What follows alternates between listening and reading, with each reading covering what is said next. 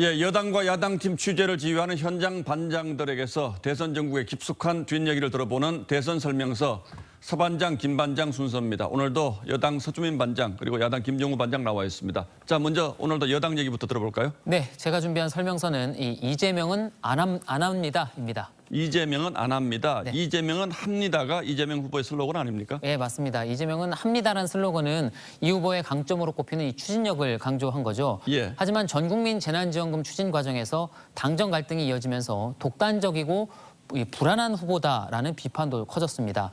그런 점에서 어제 지원금 추진 철회 입장을 밝힌 건 이재명이 때로는 안 할 수도 있다라는 정책 유연성을 보여준 것이라는 게 민주당의 자평입니다. 아니 근데 그 뭐 관철을 시키면 추진력이 있는 거고 네. 뭐 잘 안 되면 유연성이 있다. 이거는 너무 아전인수격인 그런 자평 아닌가요? 예, 뭐 김 반장 말도 맞습니다. 하지만 저는 유연한 거냐 아니냐를 떠나서 이 전략 변화라는 송부수라는 데 더 의미를 두고 싶습니다.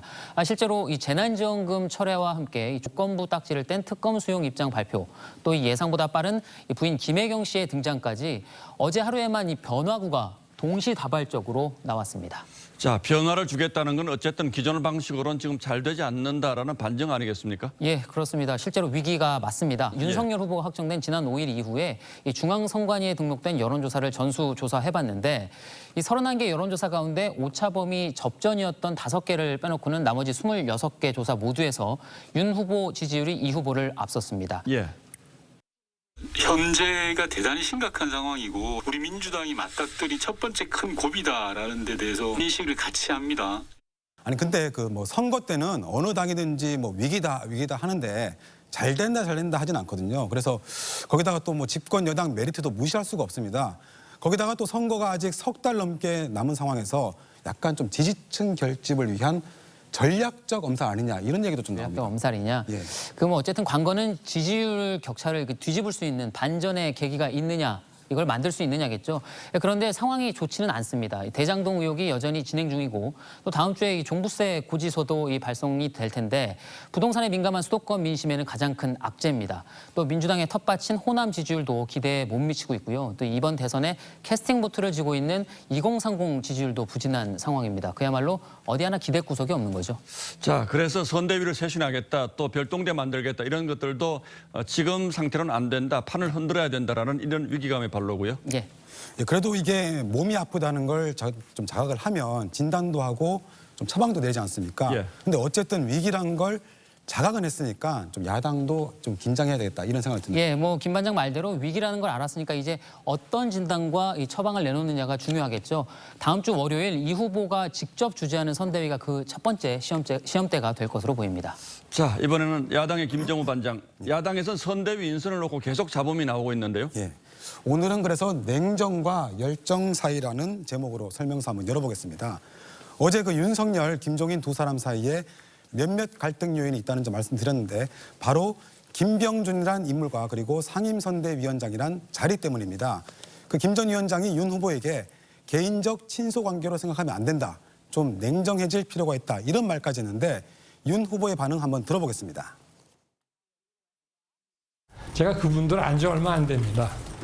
내가 모시려고 내가 한 거지 뭐 무슨 인간적인 친소 관계가 있는 건 아니고. 예, 이 발언만 들어보면 정면 충돌로 해석할 수도 있을 것 같은데 왜 이런 발언이 나온 겁니까? 윤 후보가 그 지난 7월부터 종종 만나왔던 김병준 전 위원장을 영입을 했는데 상임선대위원장 자리가 좀 문제가 됩니다. 그 이미 경선 때부터 이른바 그 김종인 원톱으로 선대위를 이끌 거란 게 기정사실한 상태였고 실제로 최근 며칠간 약자 동행이와 같은 김종인표 브랜드가 곧 구성될 선대위에 이식되기도 했습니다. 예. 그런데 김병준 전 위원장이 오면 이 원톱 체제가 흔들릴 수 있기 때문입니다. 아니 근데 아무리 그래도 어차피 선거라는 게 후보 중심으로 돌아가는 건데 이 원탑이든 투탑이든 어쨌든 후보가 필요하면 기용해서 쓸 수 있는 거 아닌가요? 그 김종인 전 위원장은 그러다가 민주당 선대위가 지금 이 위기가 왔다 이렇게 지적을 하고 있습니다. 감동도 못 주는 정치인들 이름만 내걸고 표를 얻겠다는 생각 이 자체가 이미 구시대 방식이란 겁니다. 예, 감동도 못 주는 정치인들이라면 그럴 수도 있겠습니다만 김병준 전 위원장 같은 경우에는 나름대로 정책 분야에서는 뭐 강하다 이런 평가가 많지 않습니까? 거기다가 또 뭐 선거라는 게 어차피 조직을 무시 못하는 건데 뭐 중진 또 뭐 기존 정치인이라고 해서 무조건 또 배제만 할 수도 없는 거잖아요. 우선 그 자유한국당 시절이죠. 그 김병준 비대위가 선거로 제대로 평가를 받은 적이 없습니다. 하지만 김종인 전 위원장의 경우 매직이란 수식어가 붙을 정도로 선거에 강한 건 뭐 여야를 떠나서 대부분 인정을 하거든요.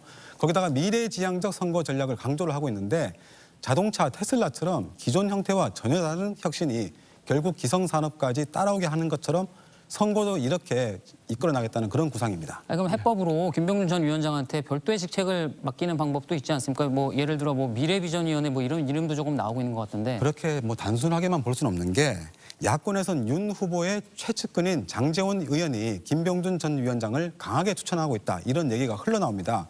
장 의원이 김종인 전 위원장과는 좀 관계가 좋지 않거든요. 이런 역학관계 때문에 갈등이 커지게 되면 지금의 컨벤션 효과도 한순간이 될 거라는 지적도 있습니다.